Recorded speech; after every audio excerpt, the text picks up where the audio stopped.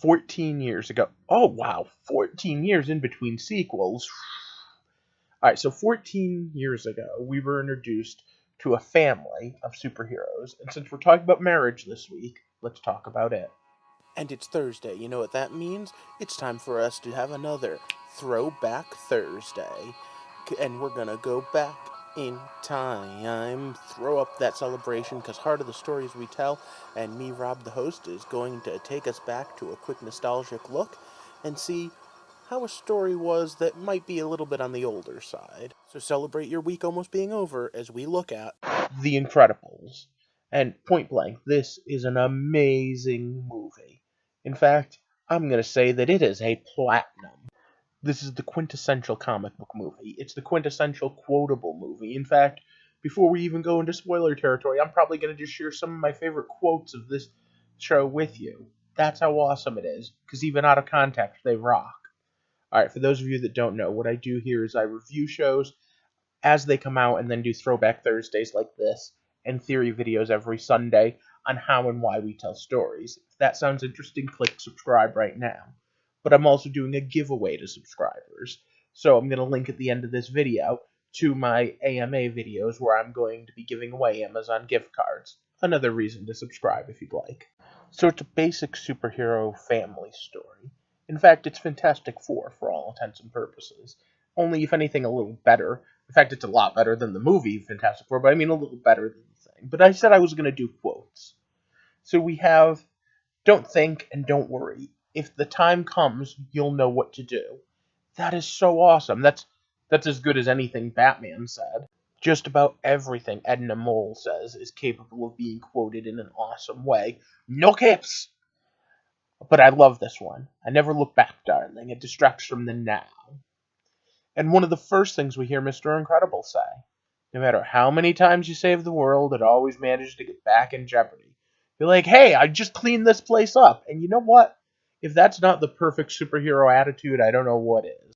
Or Violet, when she starts complaining that no one understands her, that there is nothing normal about the family. But you know what? Even that is super normal about her. The fact that as a kid she just wants to be what her family isn't. Or one of the funniest scenes near the end. Honey, have you seen my super suit?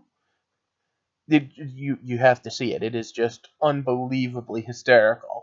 But then the wife comes back with, what do you need it for? And he's all like, for the greater good. And she's all like, I am your wife. I am the greatest good you are ever going to get.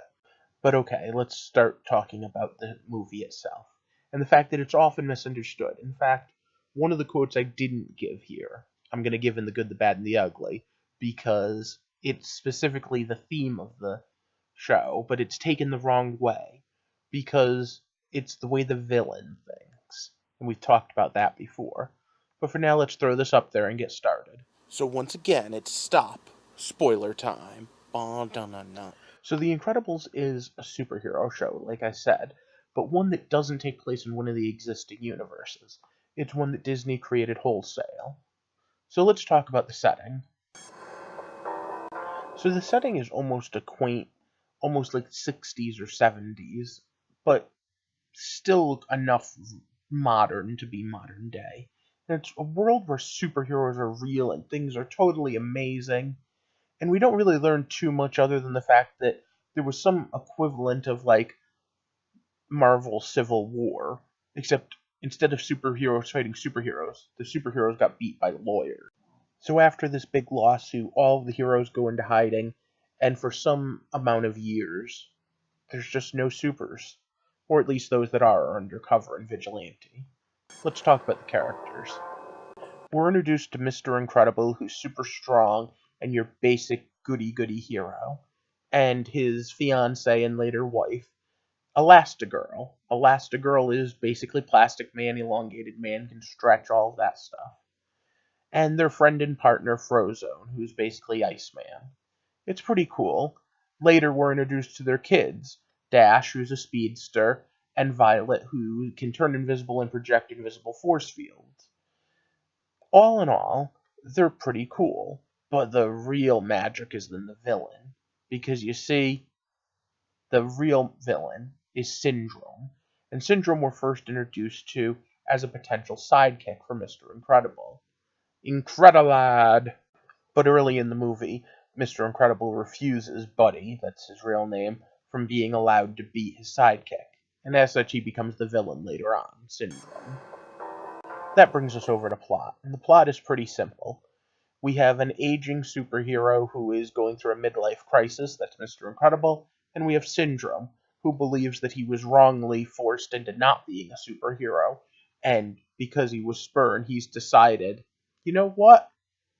I'm just going to do my own thing, and he doesn't care that he's going to be the villain, because he's just playing with toys. He's secretly building a robot that can hunt down and destroy other superhumans so that he can pretend to be a hero that he never got to be. And in order to do it, he's killing real heroes. And the way he's doing that is with Mirage, who goes and gets them and recruits them as if they were really superheroes still. It's a pretty interesting concept and a really fun one. But let's talk about point of view. The movie starts off on Mr. Incredible, Bob, but then it switches over to his wife. And by the end of the movie, the point of view characters are all four of the main family members. And that's a very important dynamic as you become part of this family. So then the really big one, theme and symbolism. Alright, symbolically, Bob is going through a midlife crisis where he's trying to relive his glory days, and at the same time, he's missing the opportunity of raising his family. He's so caught up in the way things used to be that he's not thinking about how they are now. The two kids, on the other hand, are so busy trying to imagine what things could be if they were different that they're missing the beautiful parts of their own life. And both of those kind of combine. And then at the end of the movie, the symbolism of the fact that Jack, the baby, doesn't really have any powers and then all of a sudden has all the powers is pretty amazing. And that then there's the entire, is being different okay? Is it okay to stand out? Should the proud nail be hit by the hammer? And of course, then there's the line that I'm going to talk about again in a minute. Dash says it early in the movie, and then Syndrome repeats it later.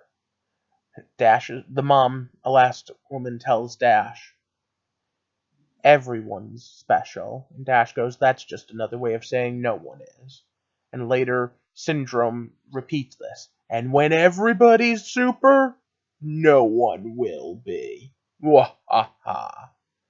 But alright, before we talk too much about that, which is a main theme, let's talk the good, the bad, and the ugly. The good I could talk about all day. In fact, that's why I gave this a platinum rating. It is just so awesome. This is the movie that you would hope that you would get to see most of the time. In fact, it's specifically the movie that I wanted for Fantastic Four. A movie with heart and soul talking about the beauty and dynamics of the family even when it doesn't always work. And one of the great things is that every line you can really read into and you can look at and examine. They didn't waste any space. And that's not even counting the fact that the animation itself is beautiful and stands up. I just said this was 14 years ago. You know what? If they replayed it today as a brand new film, I think it would do good. But alright, let's talk some bad. There are so many powerful themes and so many great lessons, but people take the wrong one from this movie, and it's partially because Mom here is one of the ones that says it and reinforces it. But Syndrome's exact line is, and when I'm old and I've had my fun, I'll sell my inventions, and then everyone can have powers, and everyone can be super, and when everyone's super, no one will be. Well, no. What makes people superheroes isn't the powers, isn't the tech. It's what's inside that matters.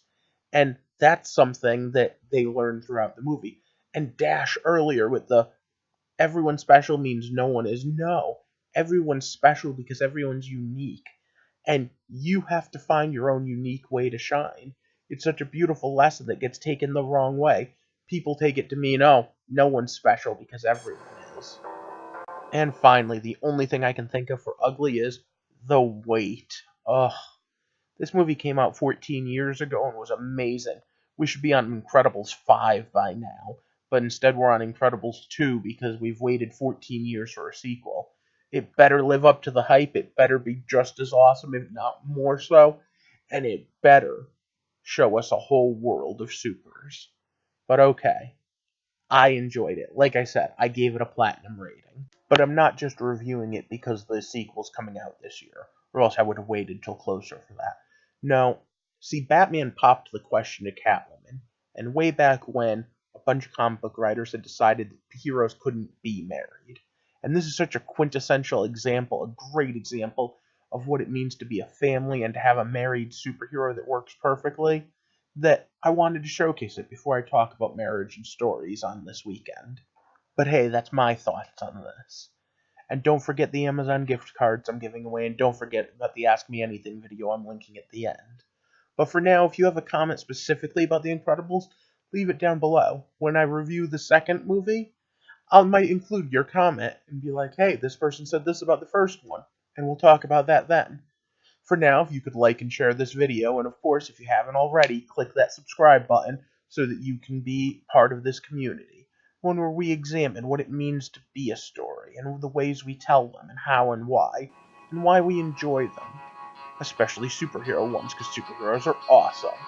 Right now, tonight, I'm planning on going to see Black Panther, and of course, I will do more reviews as they come up, and like I said, don't forget the video I'm linking here. I hope you have a good night, and thank you for walking with me through the heart of the stories we tell.